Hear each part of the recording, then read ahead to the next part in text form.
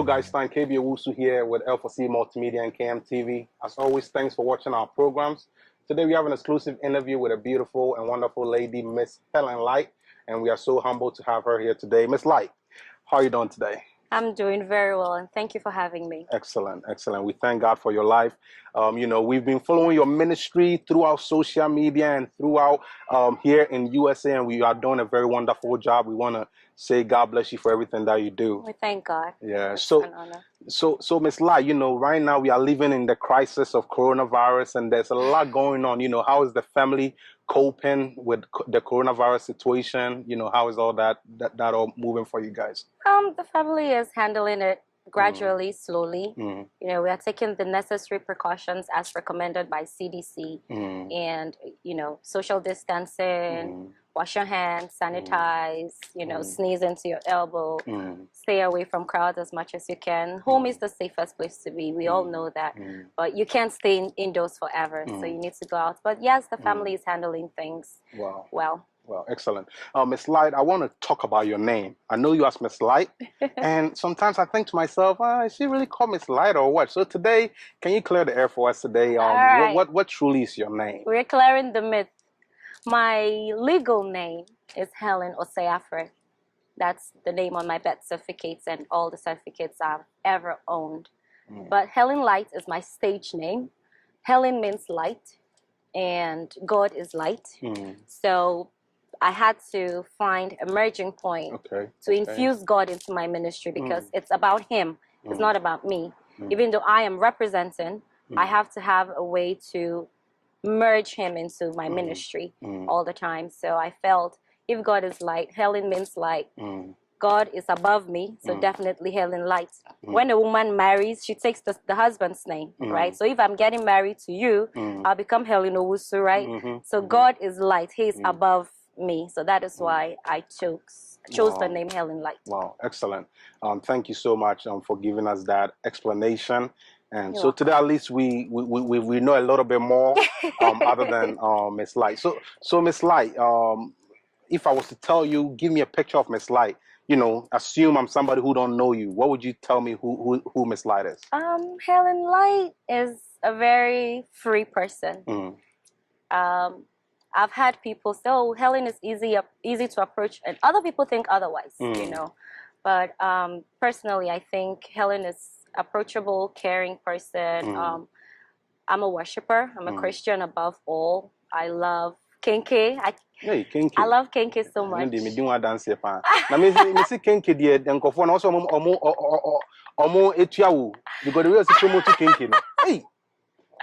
Yes, my favorite food is Kenke. If you ever make me upset, Kenke, and I'm good. Wow. So yes, that I'm a mother.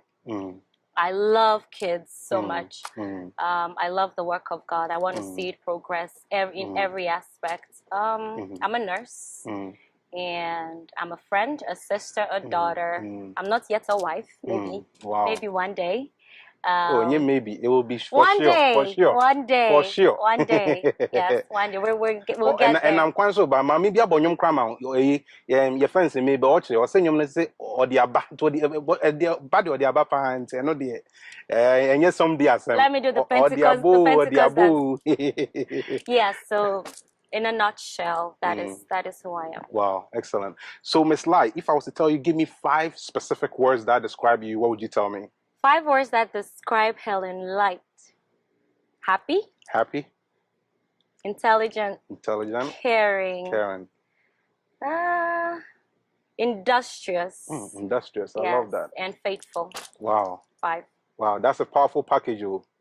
Amen. If you are watching, think twice. I'm a good cook too. Wow. I know how to cook. Wow.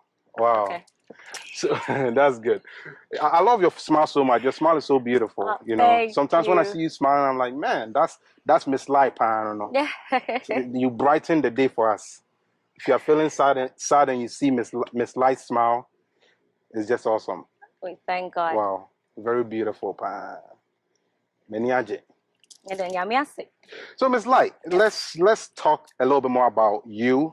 So tell us a little bit about your background, you know, where are you from, you know, that kind of basics. I am from Ghana. Ghana is my motherland. I was born in Menchia. Birthplace is Menchia. And I grew up in Kumasi, some parts of Kumasi. Let me put it that way, because I have grown up in other places. Yeah, right. So, yeah. So I'm from Ashanti. I'm an Ashanti girl. Yeah. Wow. Wow, that's excellent. And give us a little picture of your childhood. How was childhood like for you?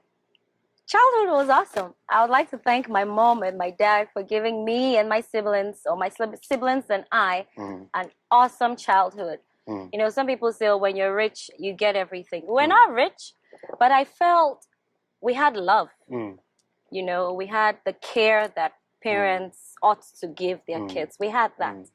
So it was really a very pleasurable childhood. You know, parents, we teach the kids what you want them to see, you know. So my parents actually helped me, my siblings and I, understand what love is, you know, siblings, how to love, how to understand each other, how to help each other out. So my sisters, my brother back home, when they need me for anything, they can always reach out to me. Hey, I need you to do this for me. Oh, I'm in need of this. Can you help? And same, when I need them to do something for me, you know, it's easy. We don't have that strain on our relationship as some siblings do have. We don't have that rivalry. We are like this. Wow. Yeah. So, and I think it's because of how we were brought up. Nice one, nice one. Miss Light, take us through your educational background. You know, how has the journey been, like your educational journey? Oh God, I feel I've been in school a lot. Like for the most part of my life, I feel it's been in school. I started my education in Nigeria. Wow. Plateau Private School. I actually do not know if that school still exists, but maybe I'll have to Google and see. But yes, that was the first school I know I started to attend. And where in Nigeria is that one at? It's at Jos Plateau State. It's in Jos Plateau State, yes. Okay. So that one, and then my dad took me to the church school. The church had a school. They were trying to have as much people as they can. But I went to that school for 1 day. Wow. Was I think 2 days, the first day and then the next day. The reason why I didn't go back to that school, I love the church, don't get me wrong. Redeem People's Mission. God bless you guys for everything you've done for me and my family. But your school, I did not like. It turned out to be one of the best schools in the state because it was always passing. But one teacher caned me so much for being late to school. It was not my fault that I was late. I don't drive. I was like 7. I came to school. I was late. She caned me. I cried from school start to school end. My dad came to pick me up. I'm like, I'm not going back to that school anymore. It's like, why? I'm like, because this teacher caned me so much. So that's it. And that was it. He took me back to my old school. And then after a while, we went to St. Piran's church school. That was another church school. But not our church school. Right. Yeah, it was a Christian school. My mom was a teacher in that school. So I took most of my elementary education there. So they have primary 1, 2, 3, 4, 5, 6. And then when you get to 6, then you go to junior high school. Junior high, okay. So I didn't get to class 6. I took the entrance exam in class 5.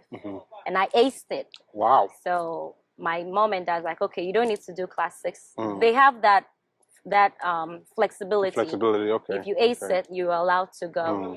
So I got to junior high earlier than normal. And then I went to, my junior high was a Methodist high school, but we relocated. So I had to go to Abba Memorial College. And that was where I did all my JSS. And I got to SS1. But then we had to come to Ghana. And then I went to Burma Sikuma Secondary School in the Central Region. And I was a science student. I don't know if that matters. Yeah. Because I wanted to be a nurse or a pharmacist. I wasn't really craving to be a doctor, as some people like, oh, I want to be a doctor if I'm a science student. No. I wanted to be a nurse or, you know, or pharmacist. So I ended up being a nurse that I am today. And I'm very, very proud and happy that I am a nurse. Yes. So, and then after high school, I went to teacher training college because in Ghana, I was not able to get into nursing school. A whole lot of bureaucracy and protocols behind it. And we couldn't afford that. So I went to teacher training. And the funny thing is, even there, I almost was sidelined. But if not because I had aced the exam, they're like, oh, you were late. Anyway. And then after that, I went to UCK to do my bachelor's in education. And then coming here, I did my RN program at Nova.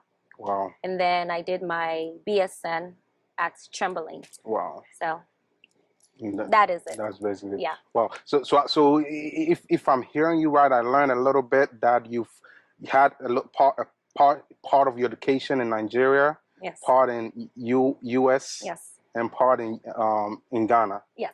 Wow. That's very excellent. That tells me you're a very dynamic woman. Wow.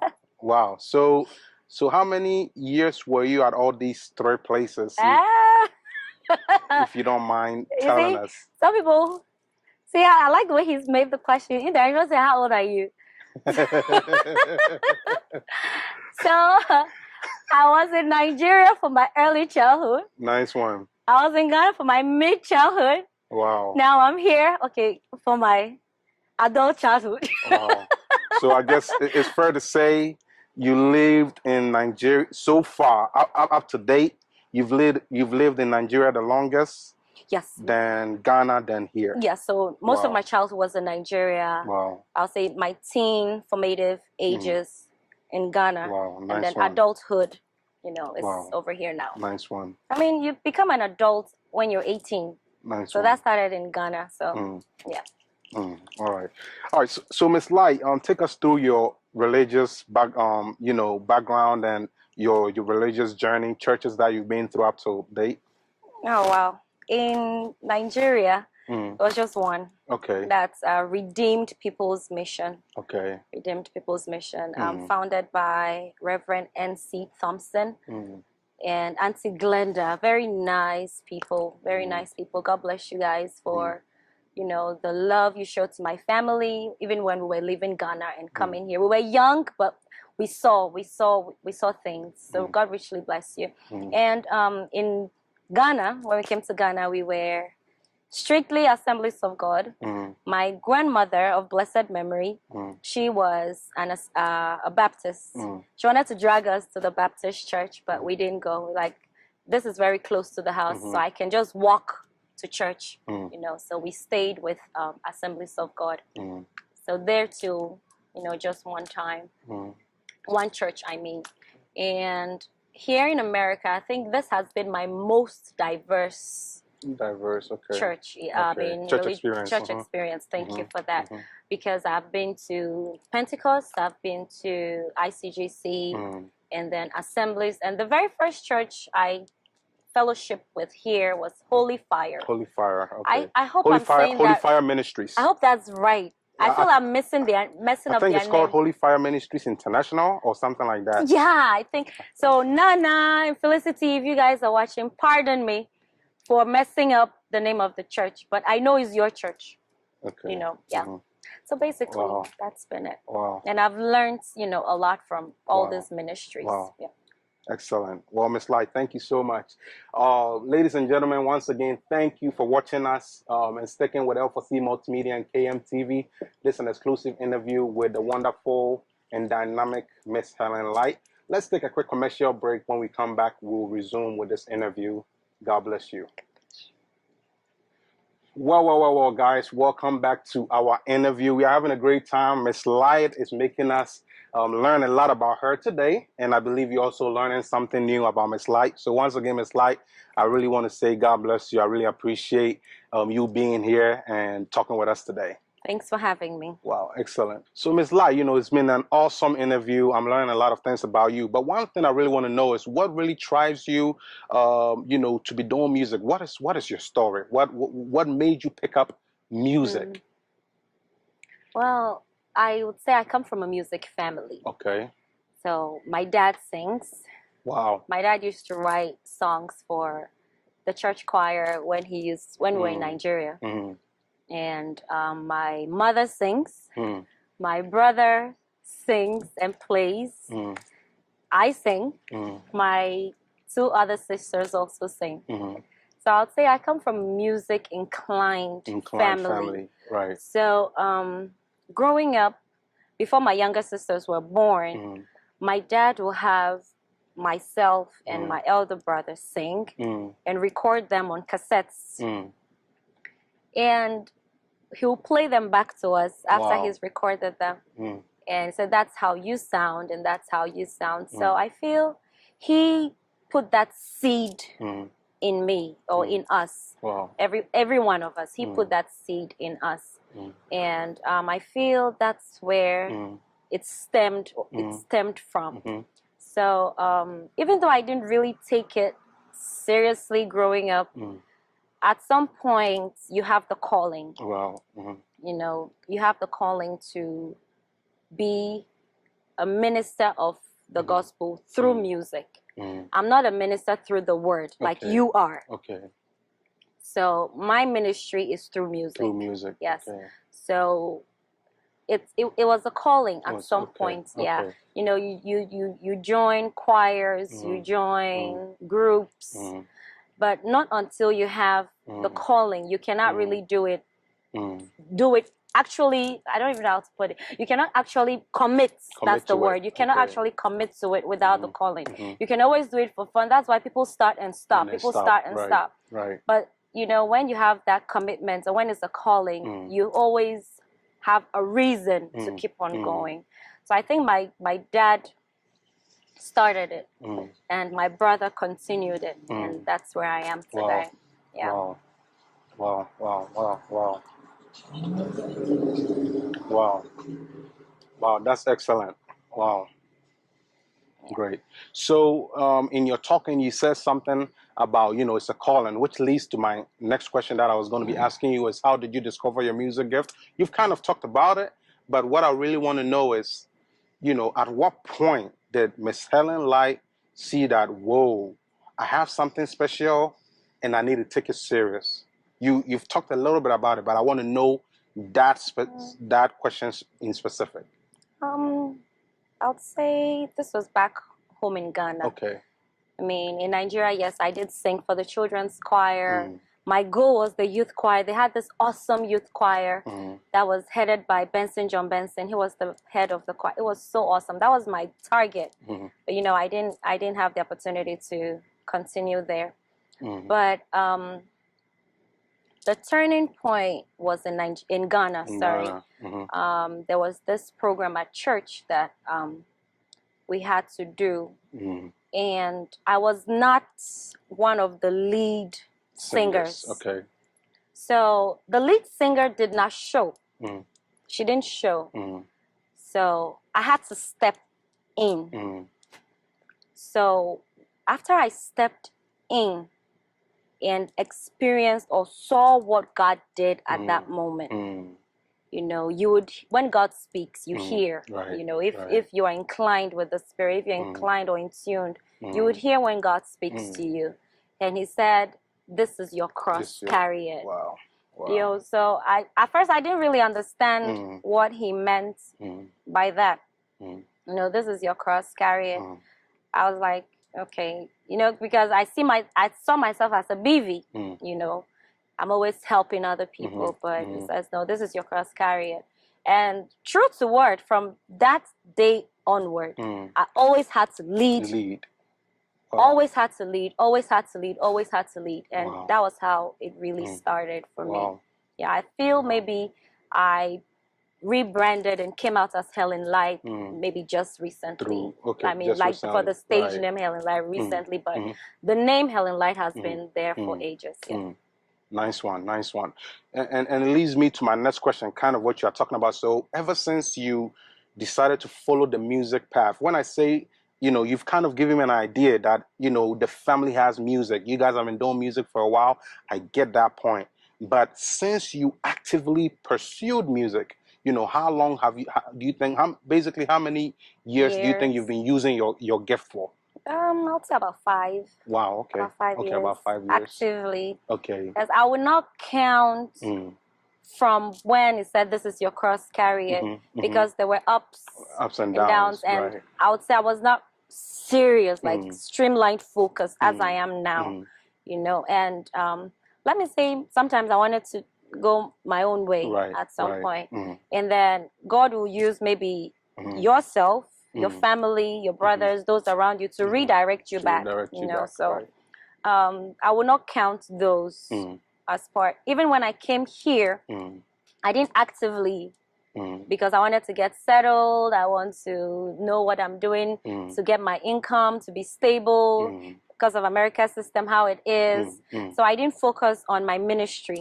And that was bad. That was really bad. I feel that has made me delayed a little bit, you know, in executing my mission, you know. So yeah, but I'll say about 5 years actively focused, like continuous, about 5 years now. Nice one, nice one. I want to ask you, who is the greatest influence on your music career? You know, who has been the greatest influence? You know, I know there's going to be all kinds of people who have inspired you, but you know, for most people, they usually would have a great, or if you don't have any, that's fine, you know. Personally, the greatest influence on my music is my brother. Okay. Yeah. Okay. Because I remember times when I just did not want to sing. Okay. He was also playing the bass at the time for KNUST. He was in the KNUST thinking a lot of KNUST issues, choir, and when I say issues, I mean choir-related issues. He was in there actively. Clement Afre. So everyone knows Clement. He will bring the tall list of choir songs that they have to do for an event. And guess what? Helen has to learn all the songs. I'm not in KNUST. I don't sing in your choir. Why do you want me to sing the songs for you? Why do you want me to learn the songs for you? But he was dropping unconscious seeds in my heart. Right. You know, he'll make me sing the soprano part. He'll make me sing the tenor part. He'll make me sing the alto part. I didn't want to. But I realized that that is how I developed the ear to listen for parts. When a song is playing, I can tell the parts right away. I can tell which is soprano, tenor, alto, and I can teach parts. And I feel that was where it started from. You know, he would correct me and say, do it this way, do it this way, sing this particular note. I want to do it my way. He was like, no. So he also told me how to be disciplined, because sometimes you want to do things your own way, and God is a God of order. So he uses people to teach us how to be orderly as well. So that also, he is the greatest. I always say this anywhere. He's the greatest influence on my music ministry, and God bless him so much for pulling me in.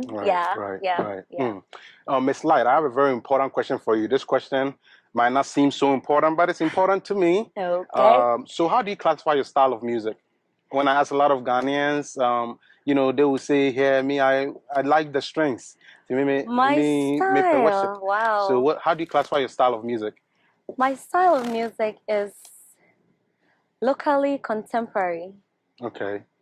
You know, it's not too modernized, it's not too local, it's in the middle. Just like how they found hip life. From the hip hop and the high life, they found so mine is locally contemporary. So if give me a local song, I'll try to sing it contemporary. Contemporize it. Exactly. Give me a contemporary song, I'll try to sing it high lifey or locally. Localize it. So I feel I'm in the middle. Right. Yeah. Excellent. Excellent. Do you write your own music, or have you even written any songs before? Yes. My songs, I have one song out there that's mine, written by me. Okay. Holy Spirit inspired. Wow. But I love that. I love that. I love that. Oh, yes. But I have, you know, songs that are not out yet. I have a bunch. I write most of my songs, yes. There are a couple that other people have written for me. The Blood Medley was just public songs we put together. But Iradewo's song like that was my own composition. Yeah, so yes, I do write my own songs. Wow, excellent. Well, God bless you so much. And if anyone has a song you want me to sing, yay, bring it.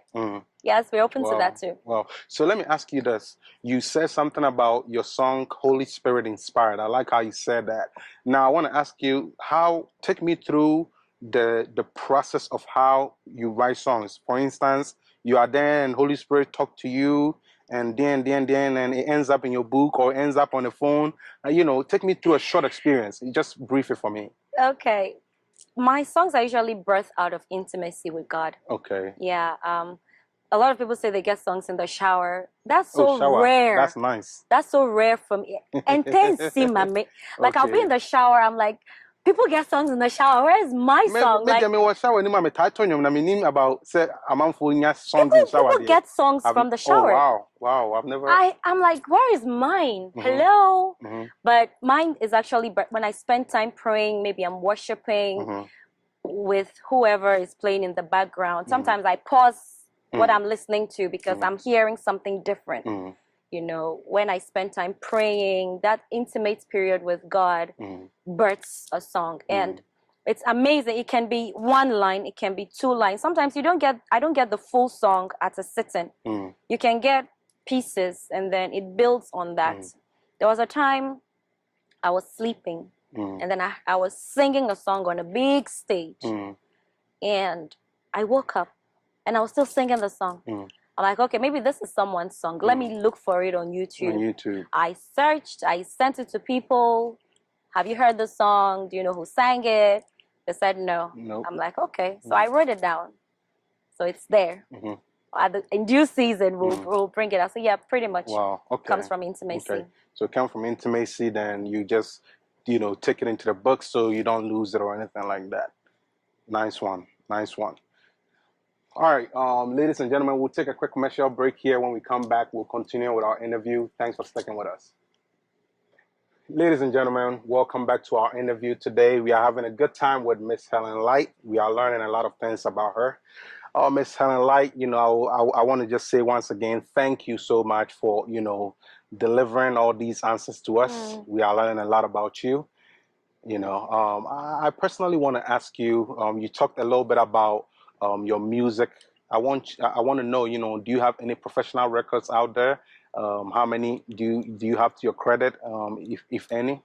Not much, but I have 3 to the grace of God, to the glory of God, by the grace of God. We have 3. The first was Yesudo. Okay. It's on SoundCloud, I think. True Way Studio. Okay. Yeah, worked on that one. And then Eradoso, we did that one in Ghana. Beulah Studios with David Pinkra. And then the Blood Medley, which just came out 2-3 weeks ago, was with New Gen Studios. New Gen, right. So far, so good. Well, let me ask you this. Out of all the songs that you've done, which one is your all-time favorite? Look, I asked a lot of musicians this, and they're like, "Oh, I can't just pick one of my songs." Tell me. I love Erado's song, hands down. Okay. Hands down, because it brings me to a place where I love to be intimately with God. So when I'm singing that song and it's on repeat over and over again, I get to where I love to be. So for now, I love Eradoso. I cannot, although it's my song, I listen to it every day because it has something I need. Yeah. Miss Light, Eradoso, maybe you've been to that. Maybe nobody have heard it before. Yes, so kakrana nema a cappella demo bi ni enhwe se ye kotie na si hunu sanyom no a maame no oto no no na ye interview. We want to know, so Miss Light, give us a little introduction to Erado's song so we can get the idea of what song we are talking about here. Erado's song now adoya song. Erado's song now adoya song.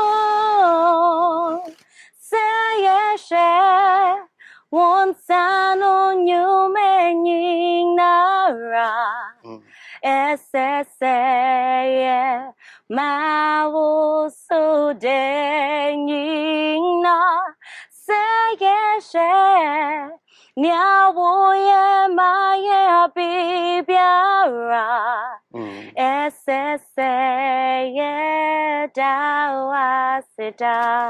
Wow, what a beautiful voice. Eesh. Wow. O voice is you. Wow. Pressure. We are sure that you want to Pressure. I say you made you meet them because Celine Dion you move. We are sure that you Celine Dion teaching. Oh, Celine Dion is like you bet much you Ghana and saying Beyonce any Africa for collaborating near the idea. They say Sata. Sata. Oh, you to meet Rome and no dear. Oh well. Wow. Yeah. Wow, that's a very beautiful song. We thank God. Wow. We thank God. Wow, and then your voice is very beautiful too. God bless you so much, Miss Light. Oh, Miss Light, I want to ask you: have you ever featured any, professional? Let me ask you this way: have you ever worked with any professional musician on any professional project, or like an artist that is well known or anything like that? Whether they've helped you do something or you've shared the stage with them or anything like that, or Oh, stage they have shared plenty. True Worshippers at Daruma, True Worshippers, okay. I've been in True Worshippers for a minute, and I've shared the stage. I mean, most of the time you're beaving, Joe Metal has been there, Blessing Ali, okay, William McDowell, Travis Green, wow, and others. And then other programs I've been to where I was invited as a guest artist. I've been privileged to share a stage with Tego Sisters, Dinah Hamilton,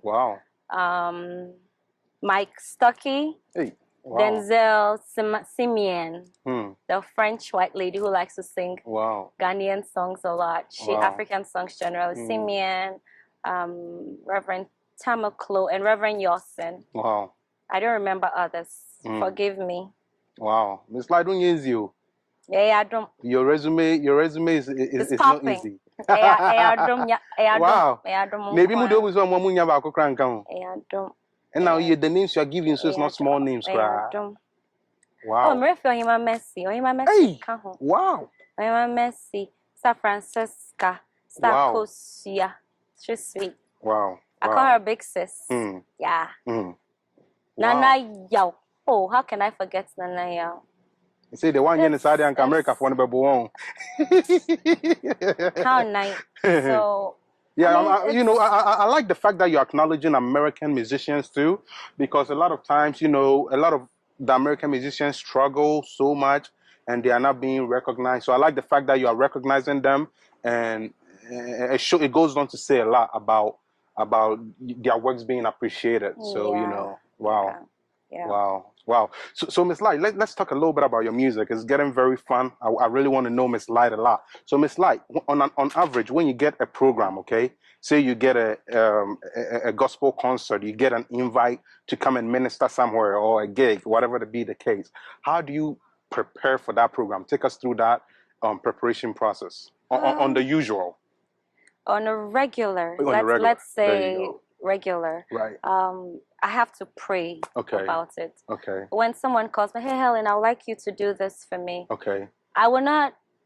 Most of the time, I don't say okay right away. I'll say, okay, give me some time. I'll get back to you. Okay. Because I have a manager. Okay. I can't take decisions, off the hat by myself. I need to present things, and then we talk it out. But besides the physical aspects, you can't just go to war bare. You need to prepare. You need to prep yourself spiritually. Pray about it. So let's say I say yes to the program. I pray into it. I'll always ask one thing: what's the theme of the program? Okay. Because I like to direct towards the theme. Because if we are singing about the love of Jesus, and then you go sing about, and yes, you're throwing the people off course. You're diverting their attention from the focus. So I always like to work around the theme of what we are presenting, because there's a reason why a theme is given. So I pray, I look for Bible verses and things around that thing to feed my spirit, to feed my soul. Because one thing I know is you can't give what you don't have. Okay. So if you're not filled, if you don't minister to yourself, you can't minister to others. So I spend some time praying And even there, sometimes I would say, I don't think I'm ready, so I can't go. You know, and yeah, so it has to do with, you know, it's talk to my manager and then spiritual preparations as well. Nice one. I have a very interesting question for you. How much do you charge for events? How much do you charge for events? My fire. Oh, no. Most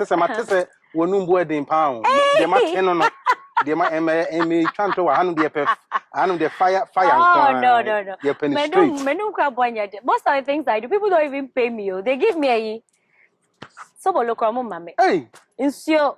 Who can be a bowl? Oh, mommy can't cry me, okay. Oh, you know, but I don't handle finances. Okay. My manager takes care of that aspect. Okay. So when something, an invite comes, who asks me, do I want to go? I'm like, me, I always want to go. He said, even if I don't want you to go, you say you want to go. Okay. Because that's what I want to do. Okay. You know, that's what I want. That's how I feel I'm accomplishing my mission. Okay. So he basically handles anything finances. I don't.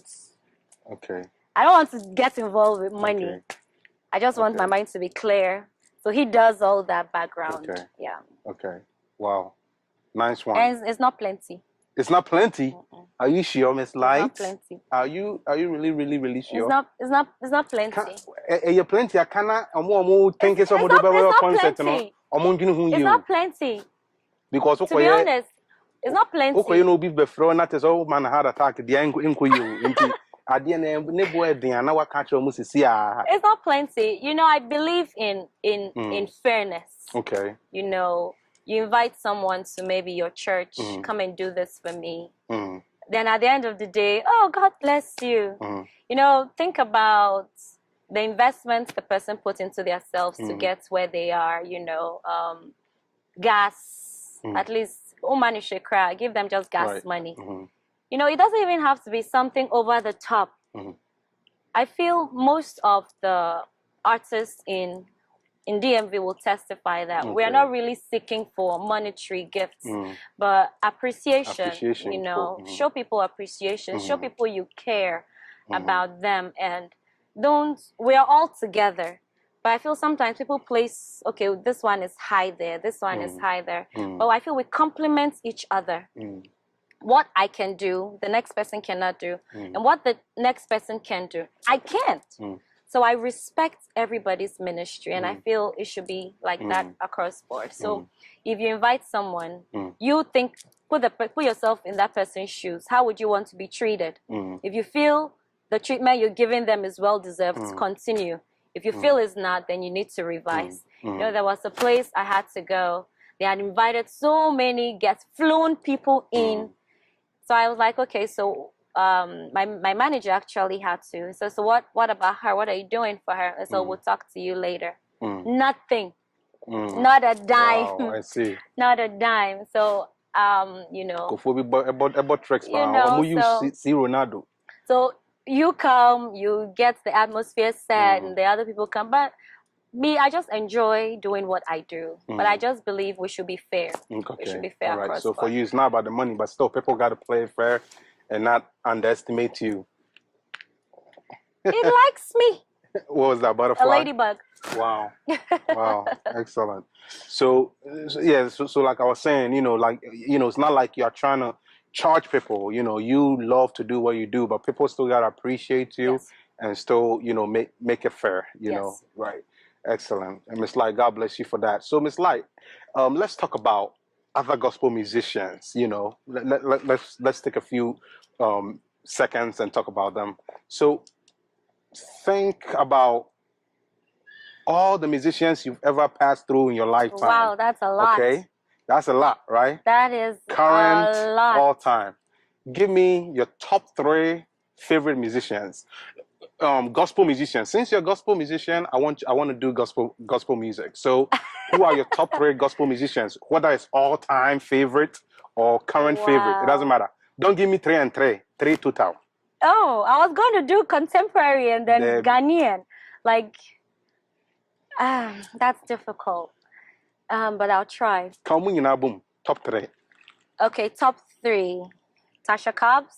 Wow. William McDowell, Joe Mettle. You see, then I'm being biased because I love so many of them. You know? Yeah, your best friend is Tasha Cobbs, William McDowell, and Joe Metto. Okay, great. Out of these three people, okay, combine them together. Give me one song out of all.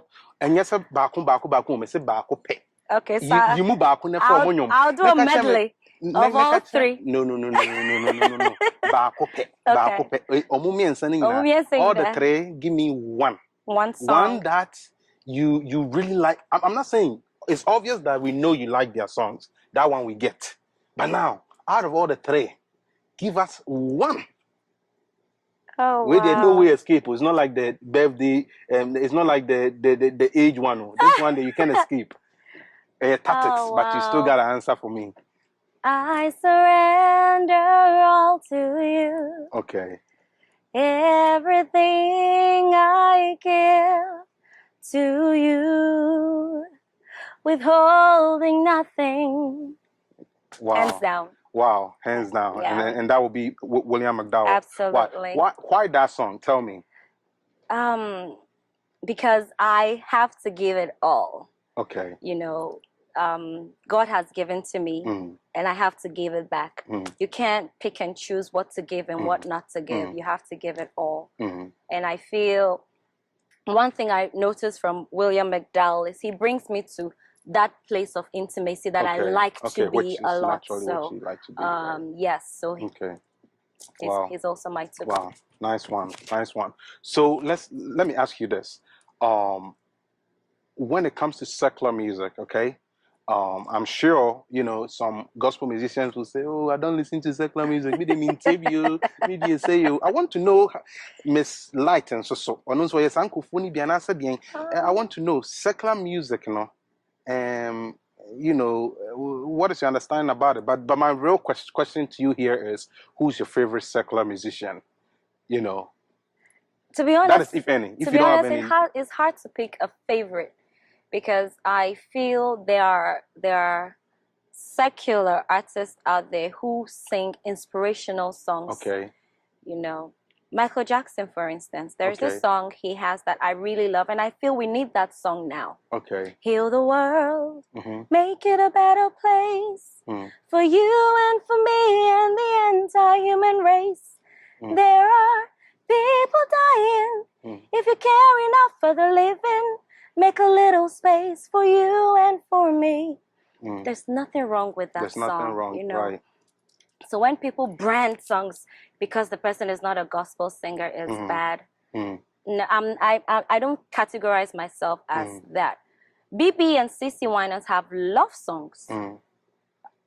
Fred Hammond has love song. Brew Riverson in Ghana has a love song out there. Even Nasi, so the Bible has love in it. The Bible has things that encourage. And there are places you read in the Bible that it doesn't mention God, it doesn't mention Jesus. These are words we say on a daily basis. Songs of Solomon. But when you listen to love songs, people think, "Washiase." But me personally, if it doesn't contain profanity, nudity, derogatory statements that make you feel inferior or intimidating or violence, then I can listen to those. But I don't listen to anything that has profanity. I'm lyrically inclined. I like the words of a song more than the rhythm of the song. So if the song is clean, let me put it that way, I'm good. I'm good to listen to. I'll rise up. You're encouraging people to get up from their discouragement and rise up. But because saying gospel people will frown upon it. That's one thing I love with the American artists. They come together regardless of whether you're a secular artist or a gospel artist, and they do things together. Yeah. So. This is not part of my questions, but because of what we're talking about, I'd like to bring, and I know that you're going to talk about it for me. That's kind of, I know you will. Save the day for me, please. Let's talk about love music for a second. Some Christians think listening to love music is not good, and some people really, and I don't think you're going to be on the side of those that think it's not good. So listening to stuff like Your Side of the Bed and KJ when in KJCO since one for EB. Ayeka. Listen to these people, you know, the ones that will put you in the mood for you to be able to also you know, show your love to your husband and that kind of thing. And I said, if you almost say Omunti love songs, yeah, imagine, say if they want to show love to their husband, they will put on Holy Ghost. Yes. I can imagine that. No. I can imagine that. So like, what is your view on that whole thing, that whole concept or misconception? You know, however you know it as, you know. I just see it as a misconception. I don't know how you see it. Personally, I think we have to be open-minded. Okay. If we say we believe in all the gospel, you can take some and leave some. When I started to read Songs of Solomon, because it was assigned to me by one of my mentors, he said, now you get to a point where you be in a relationship, you're a music artist, so you need to know. When I was reading Songs of Solomon, like, this is in the Bible. It talks vividly about body parts. It talks vividly about moods, you know. But I feel our culture frowns on anything sexual. Sometimes they don't even talk about sexuality in the church. It's like a taboo. It's like we can't do that, you know.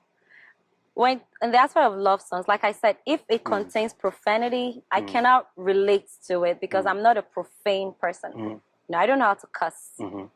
So I cannot relate.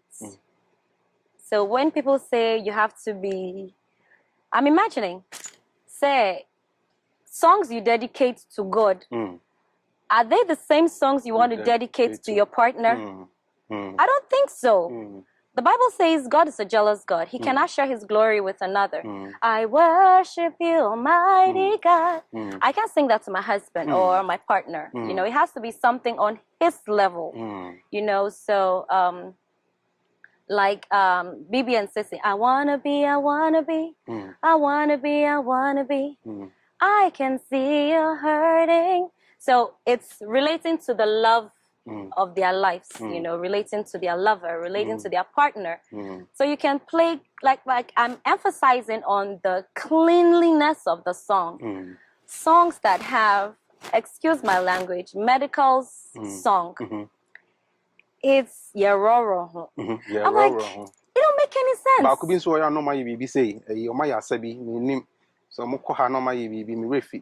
You know, so when you listen to songs like that, it's like it's vulgar. It's like when you listen to the words of the song, you cringe. You're like, how can you talk about a human being like this? You know, so me personally, if it's a clean song, Kojentry has some clean songs. It's not negative. It doesn't demean anybody or in any way. You can listen to those songs. Me personally, when I get married, I would not play Era de Woso when I'm getting intimate with my husband.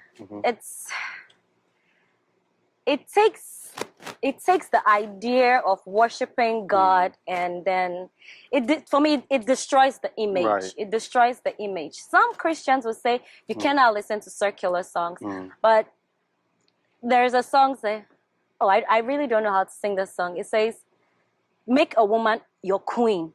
Respect her. For a woman, no.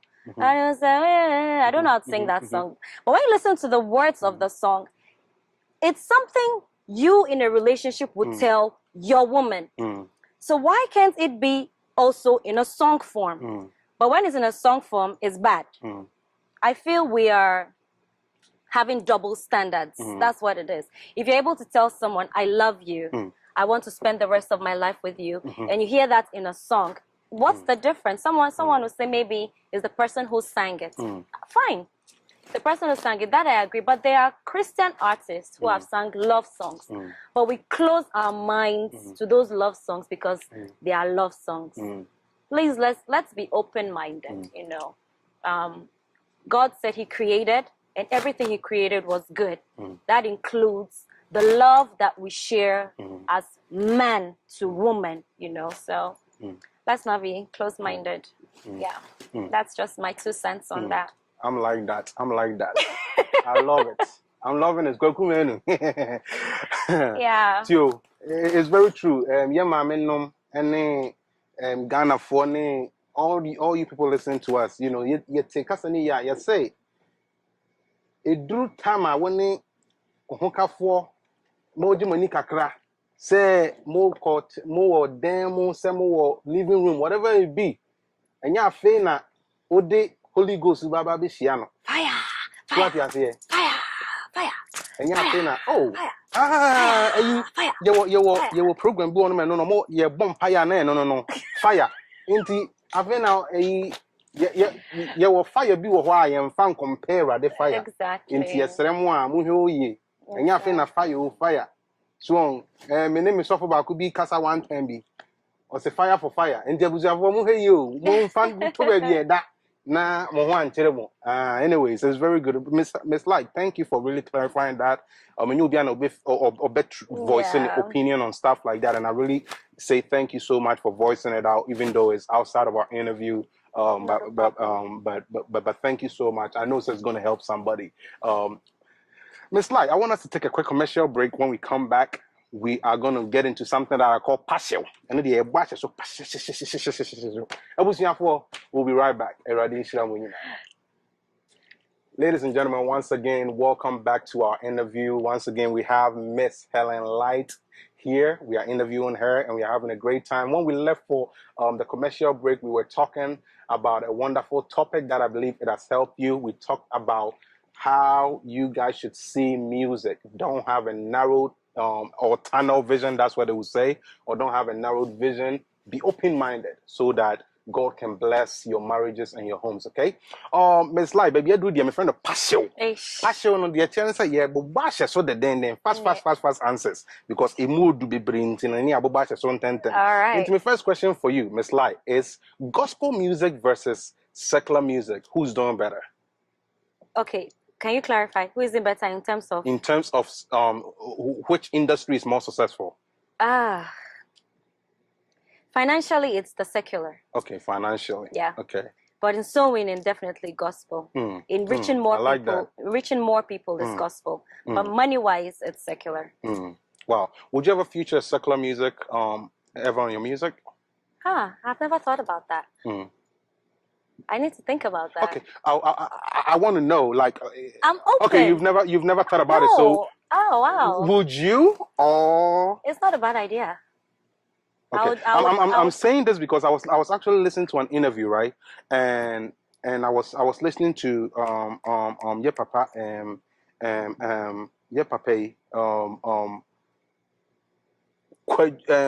they saying that we swing I forgot his name. Yalsapong. I was listening to your papa Yalsapong, and he was saying radio, you know. He was listening to the radio, and the presenter was interviewing Sak.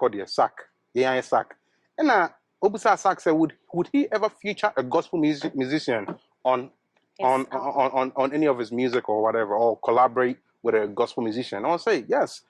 Nanipa Obonanyum every single day. And Yasapon was listening and saying, "I know the Amen Freeway." Yeah. Afraid they collaborated, and you know they have made a song. If you have seen that on social media, right? So that's kind of why I like to ask my people that I interview on the music side. What they benefit from that, you know. When I watched Eno Baroni on Reverend Abiam's, I don't know. Yes. Now, Reverend Abiam done song. You see him, kid. He brought a pool of secular musicians to sing. And you'll be amazed what God can use these people to do. Let's not be, again, close-minded. Don't put the cap on the bottle and say, okay, the bottle is bad. God can use anything, you know. So I haven't thought about it, but I'm not close-minded to that. Okay, you're not close-minded to that. Okay, great. That's fine. My next question for you is dealing with, you know, the success though. So what do you think is going to take for gospel musicians to succeed, or, you know, for the gospel music industry to be more successful? You know, you said something about financially, secular side is doing well. However, spiritually or soul winning wise, they're not doing well. So, in the same sense, what is it going to take for gospel music to rise up? Amen. That's a good question. See, I said amen. Back home, I'll take back home and here, so I'll blend both together. Back home, I feel those on the top level. So those like the Musiga people, those Gamro, they are not doing what they're supposed to do. There's a lot of corruption. When you hear artist stories, then it makes it like, do I even want to continue? But then if you're in it for a lot of the money, then so they need to fix things right there. Like as things are here, if you're registered, you sign up, you're good. You don't even need to struggle for it. But in Ghana, they have to keep going back, and you hear them complaining all the time about their royalties and all of that. They need to fix it on that level. You need to fix it on that level. So even that, it cuts across even secular and gospel. It's broad. And another thing I feel, we should stop envying each other. This comes to the artists. Recently, I found myself getting in contact with some upcoming artists as well in Ghana. We have Minister Paulo, Theo Praise, Holali, and they are very lovely people, and they are pushing the agenda of sharing one another's work. So people would see your work, and it will be fine. They'll just scroll past it. Just because maybe you have more likes than them or more views than them. Recently, Danny, he's in Ohio. He did a worship concert. When I saw it, I was so excited. I was jumping all over the place. And they asked me, Helen, are you okay? I said, yeah. I'm okay. I'm excited that somebody's doing a live concert. I want to do a live concert too. So I started sharing to all the platforms that I knew. I was sharing. That is how we are. Embrace one another. Support one another. We move forward together. It's easier when we do it together than when one person is doing it alone. Take Joe Metto, for instance. It took him so long to get to where he is now. Imagine if Daughters of Glorious Jesus brought him on board early. Tego Sisters brought him on board early. He would have gotten so far than where he is today. There's so much. I'm not saying they didn't do well, but maybe they didn't have that knowledge, or they didn't know that, these things could be done. But if we work collectively together, and I appreciate that they're doing a lot of these things now. Now, people are allowing people to do each other's songs, and it's going far. It's going very far. Someone did a Daughters of Glory Jesus song that I've never heard before. I had to go look for the song. I'm like, oh, wow, it's so different. You hear it, and it connects you again. And then we keep pushing Nigerians. I always use them as an example. This person comes on board. They'll always sing another person's song, maybe one or two before they sing their own song. Ghanaians, no. It's me alone. When it's you can't go that far than when it's us, You attack one person is easy. Attack the pack is going to be difficult. So I feel we should support each other, compliment each other. Supporting give them the best of you. So when it's your turn, you can always get it back. Definitely, you won't get 100%, but you get some of it back. So let's support each other. That's another. Media is another. It's sometimes Ghana, we have the radio stations and all of that, but here it's different. It's a bit different, right. So promoting your music on radio is different here as compared to back home. Back home, we call radio station you do what you have to do, and then you move forward. But here you don't have the in-house building radio station you can walk into. Most of it is online. So it takes time, and then sometimes you reach out to people, you talk to them 1, 2, they ask, so do you have a video? I'm like, oh, not yet, I'm working on the video. You don't hear from them anymore. But God bless you. You do a phenomenal job. I richly open my arms and say, God bless you. Like, you do so well. You, Gold Legacy Radio, promoting people's work. Oh my God, you guys do so well. Sometimes we don't even reach out to you. You do it on your own. And it's amazing, if we have a few more good-hearted people like you, I believe gospel music here would also go far. Go far. Wow. Excellent, Ms. Light. Thank you for that answer. You already kind of gave us an idea about your career, but I still want to officially ask this. Here's the reason why I asked this. One time, I was talking with a minister. I won't say his name. And when I was talking with him, he was telling me some issues he's having with his family in terms of the wife and that kind of thing. You know, and that it's like, oh, juma, say, what for gospel, and now you know, you cast a gospel for juma. Especially in Ghana, they have that comment. So I'd like to ask this question so they know that in Kofubi it's not like say almost. So that's why I'm asking that question. So Miss Light, do you you know, pursue any other profession or professional career aside from your music? Absolutely, yes. And if you recall, one of the 5 things you asked about me, I'm industrious. I'm not lazy. Okay. I'm not a lazy person. I remember when I was doing my nursing school, I would work overnight, 8 hours overnight, and go to school for like 10 hours. Wow. So I have 2 hours or less to sleep, and then the cycle goes again. So me, personally, we're not lazy. Like even those I know here, they work hard. You can ask Denzel. Denzel will tell you because he relocated here. And comparing that back home to here is not the same. Here you need to have some sort of income coming in to support you because you need to pay your rent, you need to pay your bills, you need to buy your gas. You know, in South Africa, Tokozo said that if you're a music minister, it's full time because the government or whoever they've set it up in such a way that it's structured. So you can function well being a full-time artist. But here, nah, you can't. You cannot. You're going to shows, you're not getting paid for shows. You know, it's there, everybody sees you on the screen with a nice smile. But after you close, how are you going to eat? So you need to work. So yes, I'm a full-time nurse. I'm proud to be a nurse, saving lives. Like I always say, saving lives physically, saving lives spiritually. That is my calling. So, and very soon I want to go do my master's. I want to become a nurse practitioner. So help me God. It's not going to be easy. So it's balance. You need to find the balance. If you're someone who cannot manage your time, you can't survive in the music industry anyway. You can't survive in it. You'll start, but then you fall. Somebody will say, oh, but your metal is not working. I'm saying, are you sure? Are you sure he's not working?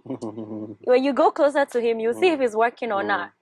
Yeah, so it's not easy being a full-time minister. It comes with its challenges. So as you do have your challenges, you also need to make sure you have an income. Paul was a lawyer, if I'm not mistaken. He had that before he became let's call him a pastor for now. So he had his own thing going on. So to my fellow gospel artists out there, let's not make people think that we are lazy. So if you're not doing anything besides your music and you know it's not sustaining your family, again, that's the word I'm using, sustaining your family, because some people are full-time and they're okay. But if you're full-time and your family is suffering, please find other things to do to complement your family and to, you know, make sure your family is okay. God does not like a leader who cannot take care of his home. You know, even in that instance, you're not even worthy to be a leader. It's there in the New Testament. I've forgotten where exactly, but it's there. So if you want to be a leader, you want to manage, you want to be branded as a gospel artist, as a gospel minister, you're ministering the gospel through songs, please be able to pull your weight. Amen. Yeah, nice one. Nice one. Nice one. You know, as you are talking, it reminded me of one of my women of God. Rev, you know yourself, I'm not going to say your name. But one of my reverend women of God always say, my brother, ministry is money. My brother, ministry is money. And yeah, Rev, you know yourself. So in case you watch this interview, laugh about it. Yeah, she always tell me that on the phone. whenever she's getting stressed. My brother, ministry's money. Oh. I mean, you need money to promote your brand. It's not easy. Yeah, it's not easy. It's not. Wow, nice one. Pasio, Yetwaso. What is your greatest fear in life? What is your greatest fear in life? My greatest fear in life. I'm usually afraid of what is next. What is next? What if I can't handle it? What is next? You know, I'm not me from the get-go. You know, it started from somewhere, you got somewhere. So let's say I'm here. There's another one. So as I'm here, I'm scared. I'm like, what is next? Then I begin to think in my head, what if pride sets in? What if I begin to chase after other things that I'm not supposed to? So sometimes those things like sink in and then I hold back. And I thank God so much for my manager. At points where I am in that moment, Helen, what are we doing next? I'm like, oh Lord, is he reading my mind? All right, you need to plan for this. You need to plan for this. Okay, give me a list of songs you want to do. Give me this. And then he'll give me a deadline. So I have no choice but to go follow through with it. And he's like that. He's that demanding in a good way. So he kind of keeps me on my toes, which is good. Yeah, so I think that's my biggest fear. Wow, nice one. I like that. One time I was preaching a sermon with the ministry, and I call it the fear of the unknown. And I think that's something similar to what you're talking about. Absolutely. The fear of the unknown. Yeah, it's something that I believe a lot of people deal with that. Wow, nice one.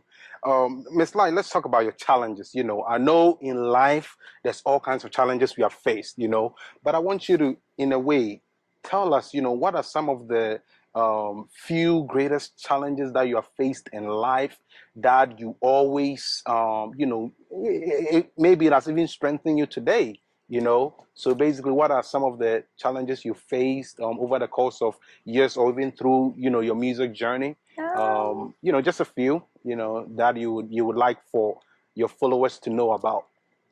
Oh, wow. This music business is hard, though. But I believe God's grace and strength keeps us, you know, moving forward. But besides challenges in music, let me bring it to personal, you know, some personal challenges I've encountered. I had a very bad relationship, you know, back home before I came here. And that left me very devastated. I didn't trust men anymore. You know, when I see a man, oh, you're beautiful, I think I want to be in a relationship with you. I'll just size you up and you know, so it took me a while to overcome that. Wow. Yeah. So if you're out there, you have a bad relationship, it'll get better. Don't dwell in there. So move out of it and move on with your life. Yeah, move on quickly. Musically, I feel breaking through. It's a challenge. It's a challenge, you know, like okay. Getting people to rally around your vision. I'm looking for a team. I need a stable team. I need stable BVs. I need a keyboardist. Okay, I have a gig. Let's go. He's there. Right.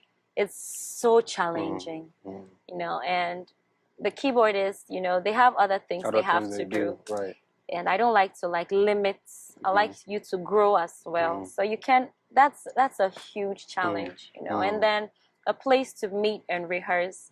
Recently, not until recently, I didn't have a place to meet and rehearse, but now I do have one, to the glory of God.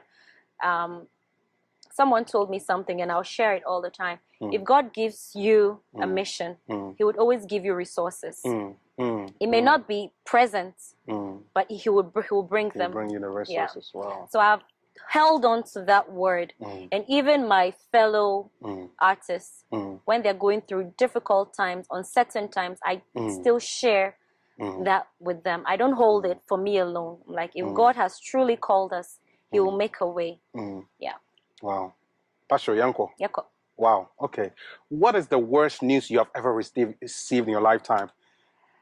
Worst news? The worst news that was broken down to you, like, oh my goodness, no way. What is the worst news you've ever received in your lifetime? Wow. Do I even remember? Thinking you're going to pass a test, you failed, whatever. I don't feel exam. Okay, so okay. Corona, I don't. They say Corona, man. They say I know. They say when your friends say high five. They say no, your friend High elbow. Elbow five was so they say no more high five, elbow five. Who's that? So the worst news you've ever received. I mean, the worst news I received, I fought against it. So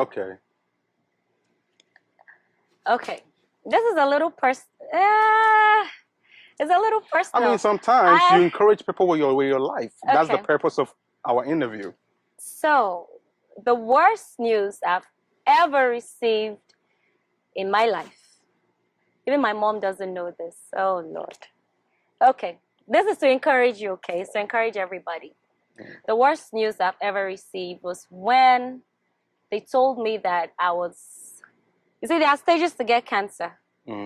So if I go into nursing terms, it'll be too much. So let's say there's, like you have pre-K and then you have the kindergarten itself. So I was at the pre-K level to get to cancer. So I went for an exam and they found, you know, cells that were abnormal. So they're like, okay, we need you to go to this lab to do this test and this test. And coming from a nursing background, it rings a bell. I'm like, okay, what's going on? And I said, well, we are not sure, but we think, you know, you may be. It's like they're also scared to tell you. I'm like, it's okay. You can tell me whatever it is, I'll be fine. And then she said, okay, can we see you in a private area? They took me. Anytime somebody tells they want to see in a private area, it's either good news or bad news. For me, at this point, I was like, okay, this cannot be good. Right. So they're like, okay, we're not sure, but we'd like you to go to this special, what do they call them even? A cardiologist or? No, specialty. Okay, okay. So, and then have these tests done so we can be sure that it's not cancer. Okay. I was like, say that again.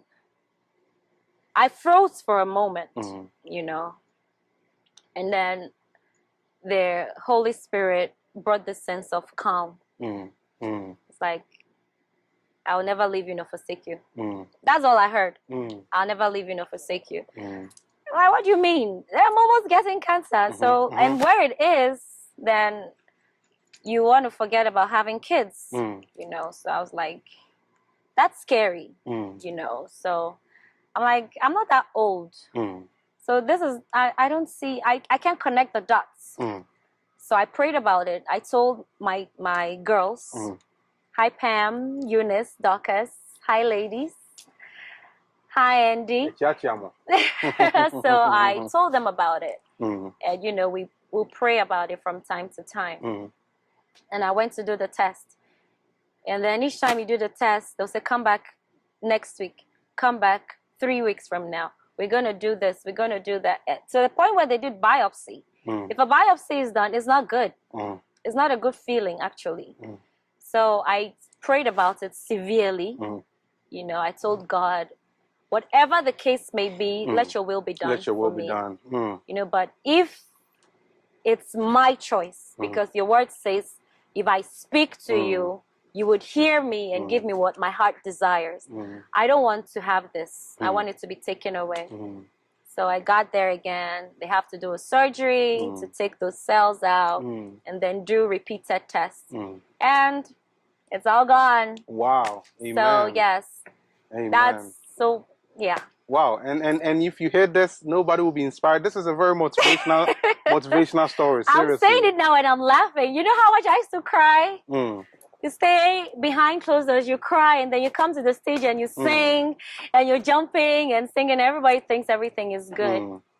You know, so when you know someone who is maybe a pastor, a singer, an artist, when you see them, pray for them. You don't know what they're going through personally, privately. Wow. We all have our struggles. Wow. Yeah.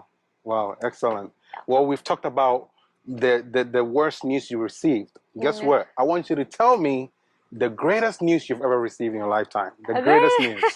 There's plenty. There's plenty. Tell me the greatest. There's got to be one that, come on, for somebody, it was the day that he said, will you marry me? I'm not there yet. Everybody's different, you know. Everybody's different. I'm not there yet.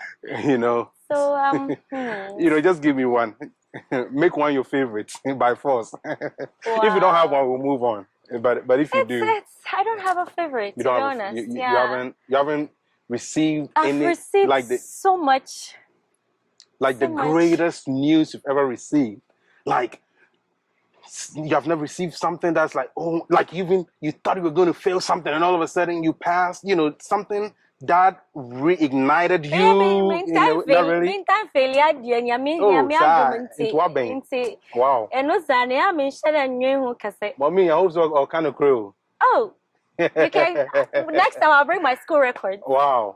You know, like educational wise, by grace of God, I don't really have a problem with academics and stuff like that. Wow. Yeah. Wow. Passion, I heard that. Wow. It's plenty great things. Wow. Let's talk about this. So what are some of your major accomplishments in life? I know you may say you have not reached to the level you want, but up to this point, what are some of the things that you see as a great accomplishment? You know, let me tell you this, even in your music, there are some people that want to do 25% of what you've done and they haven't even done. So say this to encourage your viewers and your fans. For me, when I recorded the radio song, I was ecstatic. I was so excited. You know, that's been one of the things I've been wanting to do. Okay. Yes to Do was not my composition. It was Pastor Nixon's composition.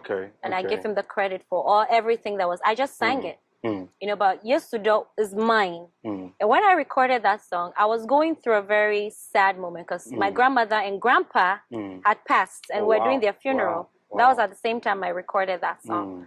So for me, that was huge. That was a huge thing. Yeah. Wow. Yeah. Pasho. Yanko.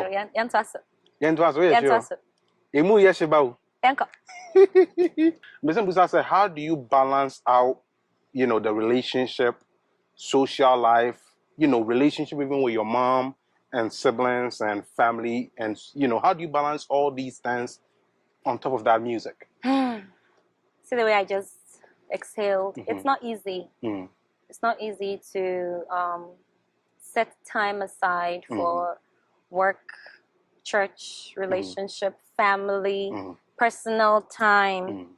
It's not easy. You have to make a conscious effort to do those things. You know, allocate time and stick to it. When you practice it often, you get used. You get the hang of it. You get used to it.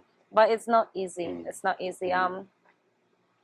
Family. My family is not here, so that has kind of eased that. But I feel if they were here, things would be even better for me. Okay. Because I'll have a lot of hands. More support and more hands on deck, right? Yeah. My mom is in Holland. Hi, Mom. She's in Holland. So, you know, if she was here, I know sometimes I don't feel like doing anything. I'm like, Mom, I don't feel like doing this. She will definitely do it for me, but, you know. So I still try to communicate as much as I can, you know, with them to stay in touch. So, again, that's time you're allocating to them. Balance and priorities. That is very important. You need to know what is important to you, what you want to stand, what you want to maintain, and how much you want to maintain. The amount of time you invest determines how important something is to you. So if I'm investing more time in watching movies, then that's what's important to me. If I'm investing more time in talking to who I want to be with or who I want to end up getting married to, then that's important to me as well. So allocation of time. For work, I feel there's not much you can do. It's fixed. So you need to go take care of sick people, give them what they need, bless them. You know, sometimes I sing to my patients. And then that's nice. That's when they let me. It has to be allowed. Okay. Yeah. I don't do it randomly. Okay. Yeah. Sometimes I'll be singing in the hallway and they'll hear, oh, Helen, can you sing for me? You know, so yeah, if not, I don't overstep and do. So it's priority, time management, you know, what's important to you. Wow. Excellent. And in your talking, I know you said something about you having one child. You know, I wanted to ask, as far as children, only one, right? I have one. I want to have 10 more. I said I need 11 kids. Wow. Hey, who? Oh. Wow. 11. So if you think 11, you can. When I say we'll be that intendo the. Maybe I don't pay 11, no.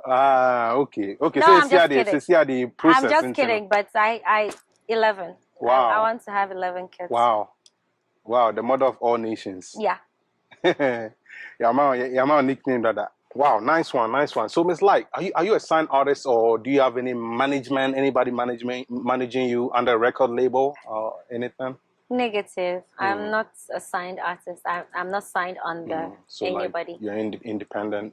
Yeah, wow. I just have my manager. Wow. Yes. So everything goes through him. Wow. Yep. Wow, nice one, boss. We will come to you for everything. You know, whenever we want to invite Miss Helen to the Oscars or whatever. There you go. These Grammys. Yeah. Everybody boss one of my big sound. Is it Grammys? I don't even know. Grammys so gospel one when you. Stellas. Yeah, that's for Stellas. Yeah, there we go. Ghana for no more interview. American. Omo fan say America heaven. In January. And whatever that a heaven Grammy is, and so heaven award is, you know. Yeah, you invite no, you ever be so, boss. Radin, nice one. Pastor, yeah, call. So, Miss Light, do you have any upcoming events or projects that you want people to look forward to? You know, people are following you tightly. People are following you from afar. Exactly. You know, what are some? You know, that is if you have any. Yes, I do. I do. This project has been on my heart for the longest. Nights of Gratitude. That I specifically want to do on Black Friday. Because after Thanksgiving, as we know here, usually Fridays people go for the Black Friday shopping, but it's usually the Thursday night. So the Friday night per se is open. So we've enjoyed the turkey and the dinner and everything. Now let's come to church and give thanks to God. So that's where it stemmed from. Yeah. Nice idea. Nice one. So it's coming on Corona or no Corona. So if the Corona is intense, we'll do maybe a live. I'll pull him to come and do the shooting. Yeah. You know, when I'm listening to a lot of Ghana interviews and reports, they be saying that by June everybody will be dead. June has passed, people are still alive, and then people are saying, I don't know, maybe by now they say by September. Oh, and yeah, they should not do September. September is my birthday. You can't do September, my birth month. Is it in September? Oh, that's true. I'm September 21st. Right. 27. 27. Yep. Okay. Yep. Nice. We're gonna have kinky party. Nice.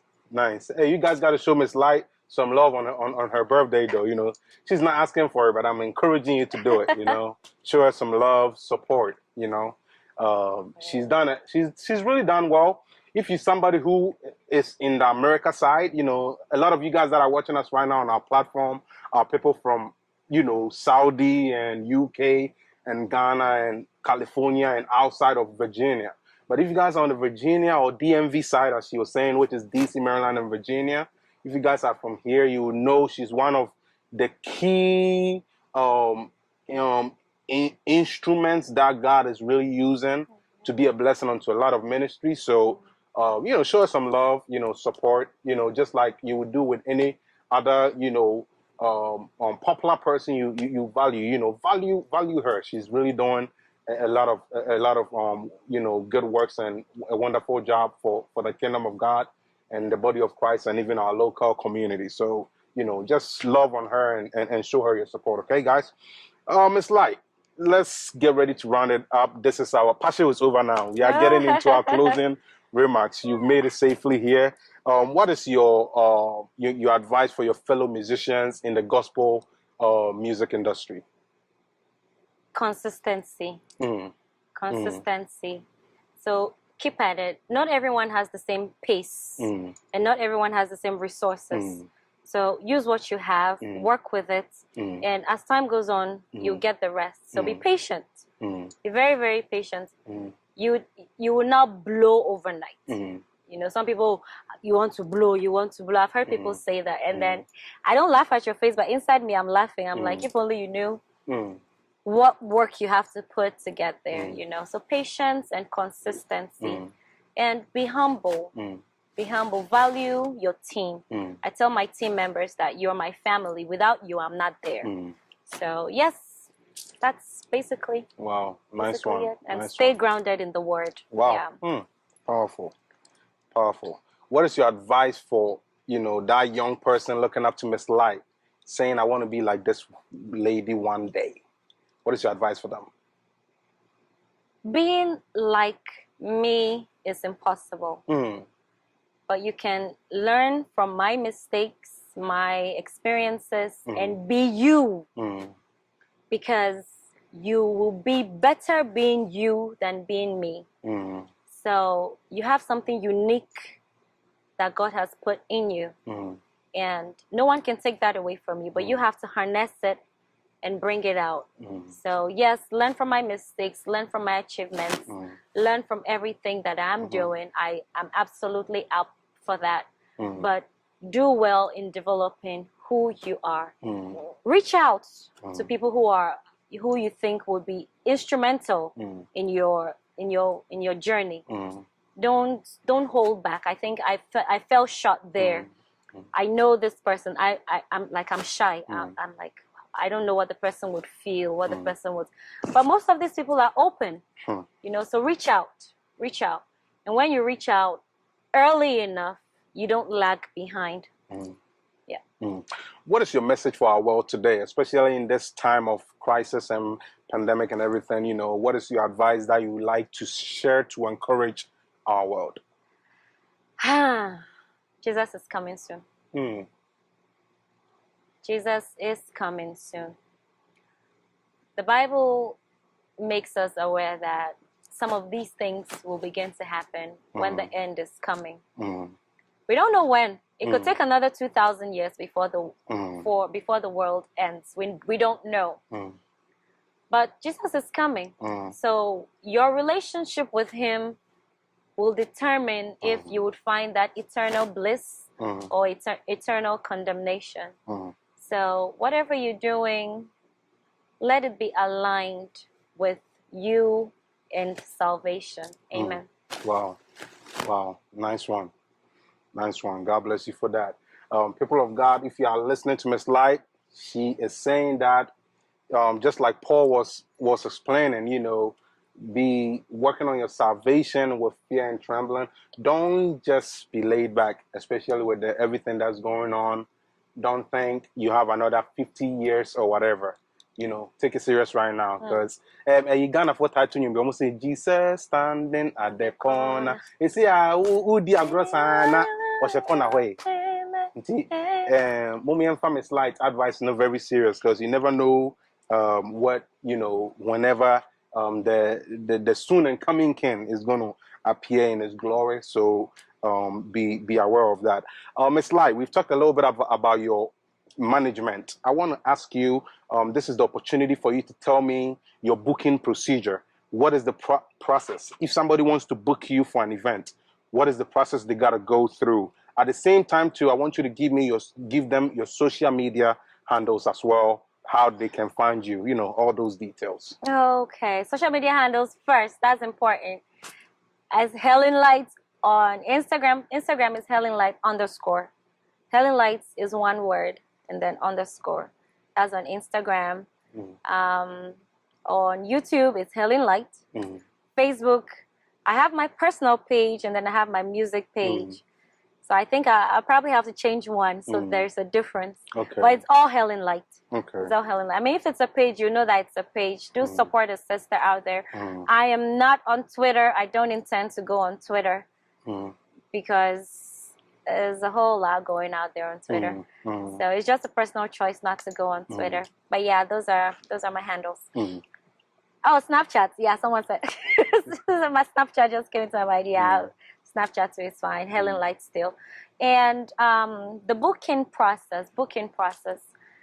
If you give me a message that, you know, I want you to do, I'll reroute you to my manager.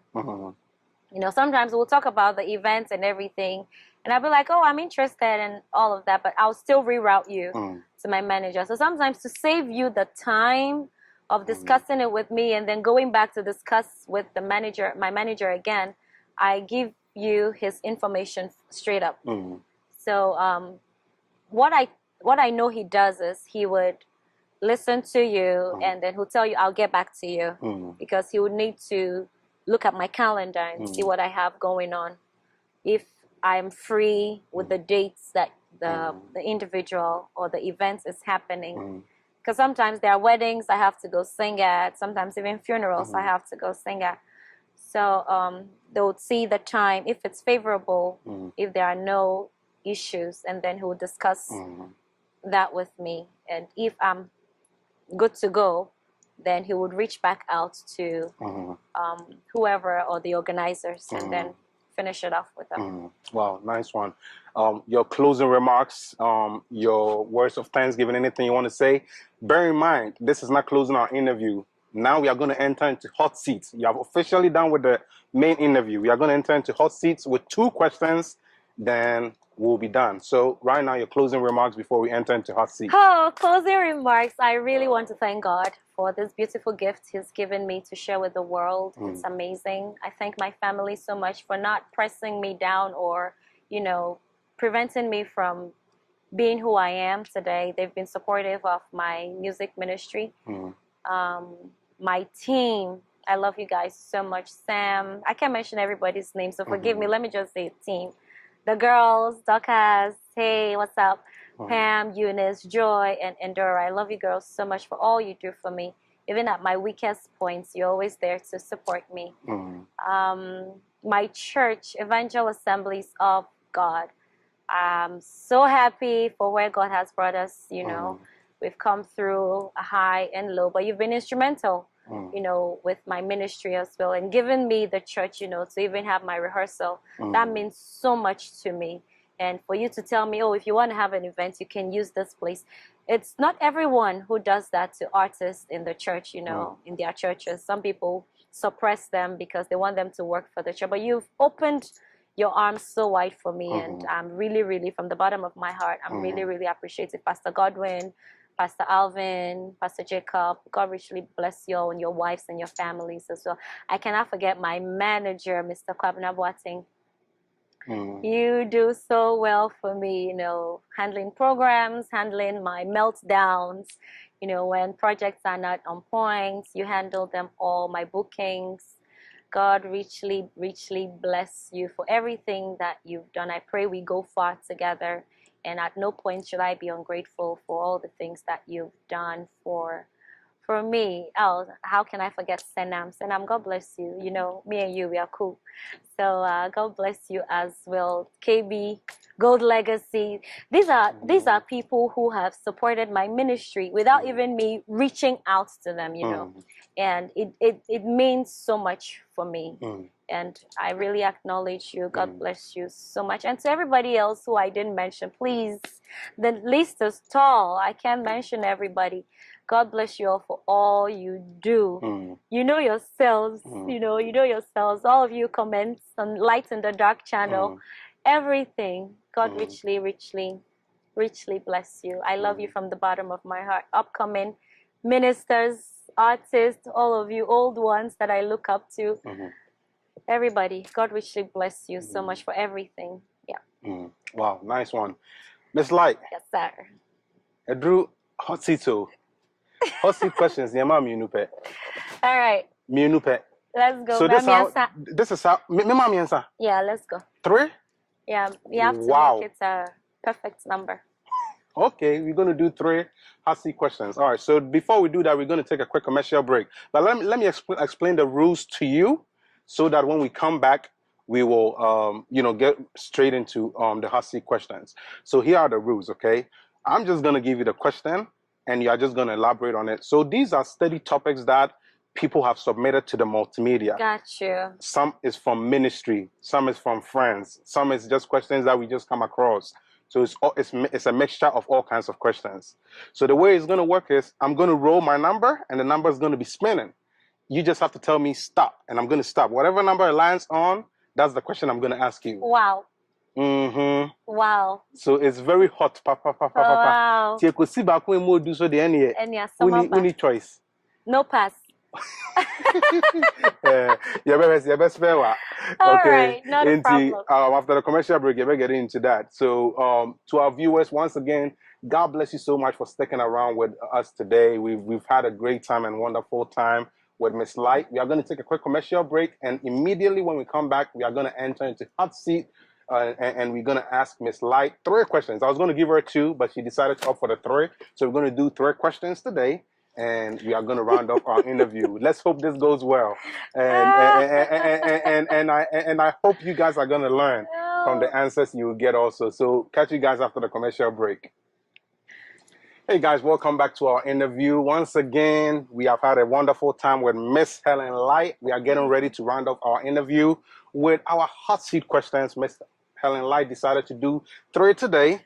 I was only going to give her 2, but she decided to do 3 just because she loves her fans so much and her supporters. And so because of you, she's going to address these questions. So Miss Light, you already know the rules. I'm going to let the clock spin, tell me when to stop. I'm going to click stop, whatever number it lands on. That is the question that I'm going to ask you. So are you ready, Miss Light? Yeah, ready. Where the I say passion, but except where the viewers and no fans never saw to boise and one for film when the spices sniffy film no more to a see. And more shit and so and to boise. Send you back any yam on what I say. Maybe I should have gone with the 2. I guess it's too late now. All right. Yeah, all right, so let's go. So the right. clock is about to tick. Okay, so just tell me to stop whenever you're ready. All right. Stop. All right, great. We landed on question number 28. So our 28 says, what are your views on married couples using contraceptives to manage their family planning goals? Is using contraceptives or birth control a sin? Wow. More shit and so you ever call. All right. I believe God naturally gave us birth control. Mm. You know, women have fertile days, unfertile days, and then you have, you know, days when you bleed. Mm. But I believe you're talking about, you know, the other ones that people take in as well. Mm. It boils down to choices. Mm. You know, if maybe your health is at risk and the doctor says if you conceive again, this may happen or that may happen. You know, God has given us wisdom as well. Mm. We need to apply that wisdom also to the way we live. Mm. You know, you won't say, oh, because I like eating, let's say sugar cane, and you have diabetes, you continue eating sugar cane. Your blood sugar is going to spike and you're going to end up dying. So if I'm unable to, if I feel I will not be able to cater for these many children, if I have, say, I want 11 children because I feel I can take care of them. Let's say Sister B cannot take care of 11 children, so she wants to limit it. I feel she can. It's not a sin because if you have the kids and at the long run you're unable to take care of them, looking at your resources, it then becomes a burden. And then, God forbid, but it may lead you even away from your salvation, you know, because you're looking for ways to take care of them. People steal. God forbid, but you die in the act of stealing the food. You're not going to heaven. God is not going to mark it as right because you wanted to give it to your child. It's still a sin. So I don't think it's a sin. I think it boils down to choices on what you think works for you and your family and how you can manage it. To me, I think, but again, other people will be of the notion that we are not supposed to have birth control. God gave us natural birth control, but unfortunately, not everyone knows how to calculate it. Some people miscalculate. So that serves as a booster. So we should know how best, you know, to work around it. Yeah. Do what best works for you and your family.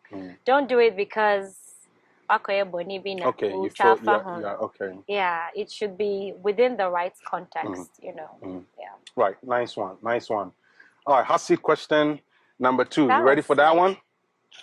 All right, let's go. God bless you for that. That was very good. That was very good. Let's go for our second question. Are you ready? So tell me whenever to stop for the next one. Stop. All right. We landed on question number 45. Hey. Question number 45. Let's see what our 45 special is telling us. We like to say what call African restaurant. I can so number 45 special. And yet the crowd be now I'm scared.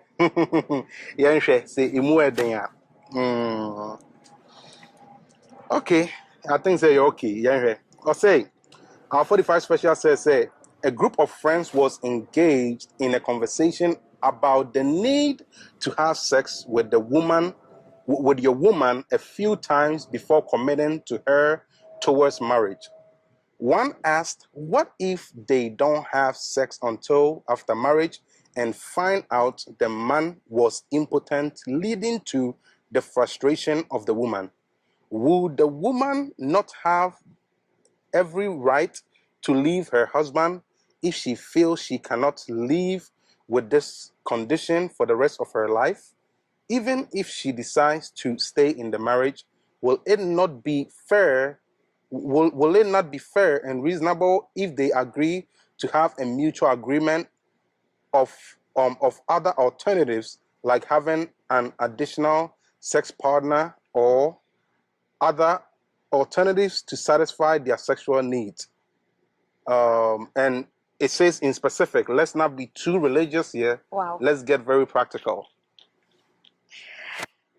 That's a very, very long and detailed question. Okay, I'm not married. So this one is for married people. Okay, I'm just kidding.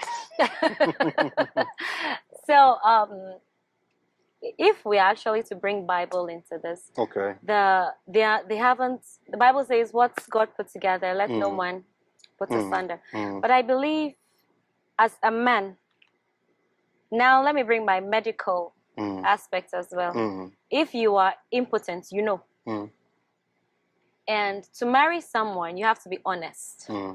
So if I am aware that you are impotent and I still go ahead and marry you, I have no reason to divorce you, to ask for another sex partner, or to cheat on you. I have no reason for that. Absolutely none. But if the woman is kept in the dark and she doesn't know that the man is impotent, of course, church rules, morality rules wants us to abstain before we get married. And the marriage is not consummated. That's room for splits right there. And that is permissible in the church as well. So those people who hide behind it and say, "Oh, I worried, yeah, it's not biblical. It's not biblical. There has to be a covenant, and that's where the sex comes in. So you consummate, that's blood coming together. So you form a covenant, you form a bond. And if that doesn't happen, either of you can split the marriage. So at that point, the woman can divorce the man. She can leave. But baby, a true marriage bringing another person in. When you bring another person in, for me, it throws the whole equation off. Why don't you divorce and then go be with that person? Well, so that's what I'm saying. Some people are under the impression that you can leave, just like you are saying. So what if they feel like they are locked in?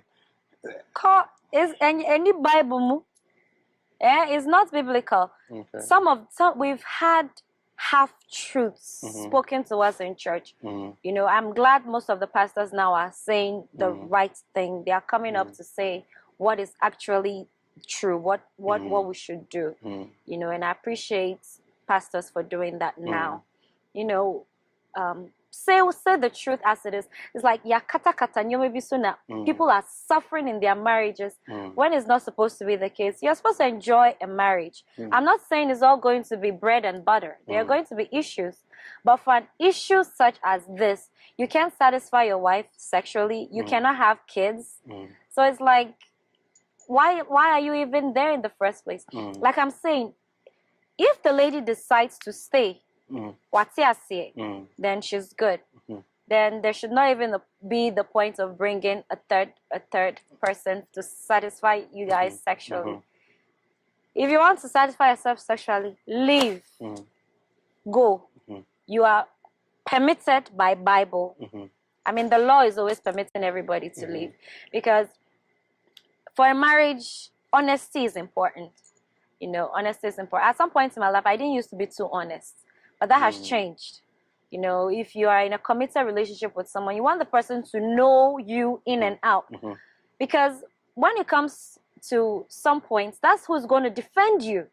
So something like that, you know, you gotta leave. You don't have to wait and endure the relationship. You know, you want to enjoy your marriage. You don't want to enjoy it. So if there is a reason why the honesty was not there, you know, from the get-go, like if you notice your spouse has a child after marriage, that's a big issue. I want to know what I'm getting myself into before I get into it. It's not good to know after. Wow, Miss Light, nice one. So you've been able to get through all 2 questions. You know, we would have been done by now, but obviously you wanted a 3rd one, so why not? Perfect number. All right, excellent. So you ready for that one? Let's go. All right, let's go. Just tell me whenever you want me to stop. And stop. All right, we landed on question number 23. Question number 23. Let's see what that is giving us. Okay, it's kind of funny.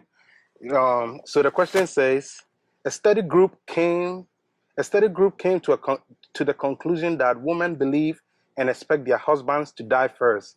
Is it true that men die first? What are your views?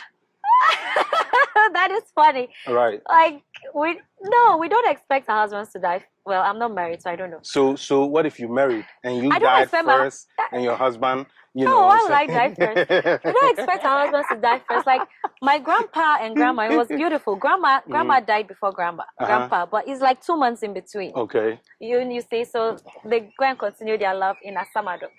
But I don't expect my husband to die first. You know, it just happens. It just happens. Yeah. That is so funny. Like I don't think we expect the men to die. But you know, most people marry men that are older. Yeah, so you marry an older man, you know, that can happen. Yeah. It's not an expectation. It's not an expectation. But you know, we would like the will and then the life insurance. Yeah. Nice one.